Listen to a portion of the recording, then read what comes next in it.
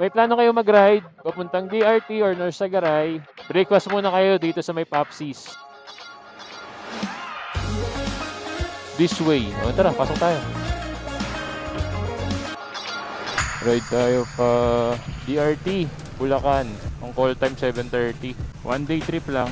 Ayun lang. Umaambon. Doon na sila. Palis na tayo. Loko. So tayo balik. Let's go. Parang bagyo eh, no?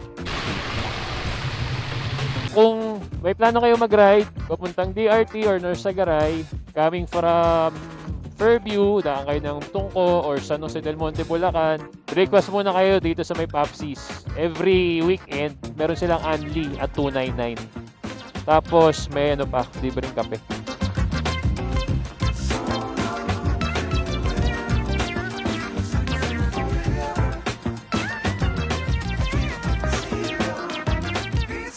Tumila na rin yung ulan. Pupunta na lang kami sa Kabayunan View Deck. 1 hour ride siya from Popsies. Naku, mga habol pa itong mga to. Mga to tropa. Okay, goods tayo. Goods.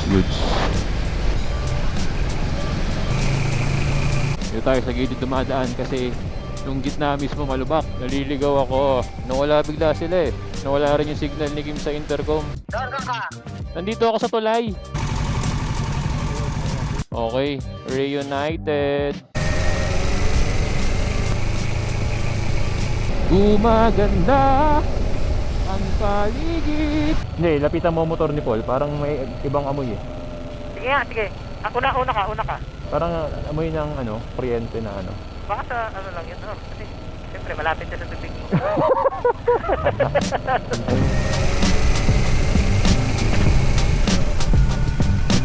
Yun, view deck.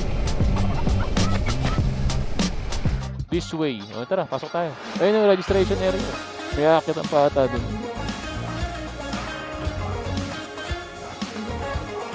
Parang nakatakot pa ba dito? Ha? Nakalimutan ako sa motor ko.